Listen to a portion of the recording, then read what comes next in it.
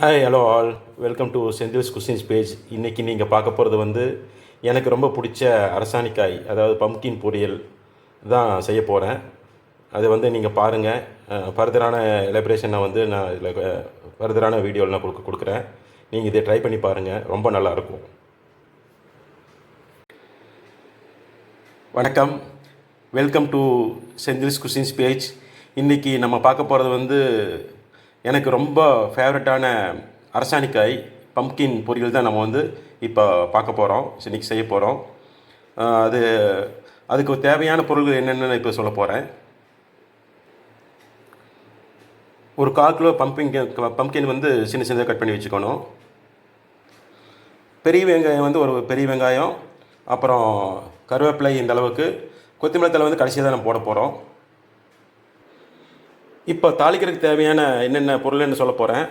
நம்மளுக்கு தேங்காய் எண்ணெய் வேணும், அப்புறம் வந்து கடுகு, உளுந்தம் பருப்பு, சீரகம், அப்புறம் வந்து வெங்காயம், அப்புறம் கருவேப்பிலை போட்டு தாளிச்சிட்டு, அதுக்கப்புறம் வந்து நம்ம சில்லி பவுடர், டர்மரிக் பவுடர், அப்புறம் வந்து கொஞ்சம் சாம்பார் தூளும் நான் சேர்த்து போகிறேன்.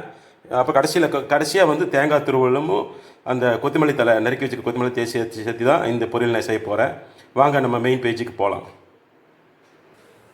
இப்போ வந்து ஒரு பாத்திரத்தில் வந்து நான் வந்து எண்ணெய் ஊற்றி இப்போ கடுகு போட்டுக்கிறேன். கடுகு பொரிஞ்சு வந்தோடனே நம்ம வந்து கொஞ்சம் உளுந்து பருப்பும் அதுக்கப்புறம் சீரகமும் சேர்த்த போகிறோம். இப்போ கடுகு வந்து நல்லா பொரிஞ்சிருச்சு. இப்போ வந்து நம்ம வந்து இது கூட உளுந்து பருப்பு சேர்த்த போகிறோம். உளுந்து பருப்பு கொஞ்சம் பொரிஞ்சோடனே நம்ம வந்து இது கூட வந்து சீரகம் சேர்த்த போகிறோம். இப்போ கடுகு, உளுந்து பருப்பு, சீரகம் சேர்த்து வந்து இப்போ வெங்காயம் சேர்த்திட்டோம். இப்போ அது கூட வெங்காயம், கருவேப்பிலை ரெண்டும் சேர்த்து நல்லா தாளிக்க போகிறோம். இப்போ வெங்காயம் தாளிச்சிட்டு இருக்கும்போதே நான் வந்து இப்பவுமே உப்பு சேர்த்திட்டேன். உப்பு சேர்த்தி இது வந்து அப்படி கொஞ்சம் நேரம் தாளிக்க போகிறோம். இப்போ வெங்காயம் வந்து லைட் ப்ரௌனிஷ் கலராக மாறி இருக்குது. இப்போ தான் நம்ம வந்து அரசாணிக்காயை வந்து சேர்த்த போகிறோம், பம்கினை சேர்த்த போகிறோம். இப்போ அரசாணிக்காய் சேர்த்தியாச்சு. நீங்கள் அரசாணிக்காய் வாங்கும்போது வந்து கொத்துக்காட்டு காயின்னு சொல்லி வாங்குங்க. ஹைப்ரிட் காய் வாங்கினீங்கன்னா அந்தளவுக்கு டேஸ்ட் இருக்காது, தண்ணி போல் நீர்த்து போயிடும். ஆனால் கொத்துக்காட்டு காய் வாங்கினீங்கன்னா நல்லா மாவு மாதிரியும் நல்ல ரொம்ப ருசியாகவும் இருக்கும். அதனால் வந்து இது மறக்காமல் நீங்கள் அதை ஃபாலோ பண்ணுங்கள். இப்போ வந்து அந்த மசாலா ஐட்டம் நம்ம சேர்த்த போகிறோம். இப்போ பார்த்தீங்கன்னா நான் அது கூட வந்து கொஞ்சம் டர்மரிக் பவுடர், மஞ்சத்தூள், அப்புறம் மிளகாய் தூள், அப்புறம் வந்து கொஞ்சம் சாம்பார் தூள் சேர்த்திக்கிறேன். இது நல்லா கலந்து விட்டு இது கூட வந்து நம்ம வந்து ஹாட் வாட்டர் விட போகிறோம். இப்போ வந்து மசாலாவில் சேர்த்தோன்னே நல்லா கலந்து விட்டு இப்போ வந்து நம்ம வந்து தண்ணி சேர்த்திக்கிறோம். தண்ணி கூட வந்து இப்போது இது வந்து ரொம்ப சேர்த்திடாதீங்க, அளவை சேருங்க. ஏன்னா வந்து காயிலேருந்து நமக்கு தண்ணி வரும். அதனால் வந்து ரொம்ப குளகுலன்னு ஆகாமல் பார்த்துக்கணும்னா அளவான தண்ணி சேர்த்திக்கணும். சேர்த்து இன்னும் ஒரு 10 நிமிஷம் நம்ம வேக விட போகிறேன். விருப்பம் உள்ளவங்க வந்து இது கூட கொஞ்சம் ஜாகரி கூட சேர்த்திக்கலாம். நான் வந்து சேர்த்த மாட்டேன். எனக்கு வந்து ஜாகரி அந்த ஸ்வீட் டேஸ்ட் பிடிக்காது.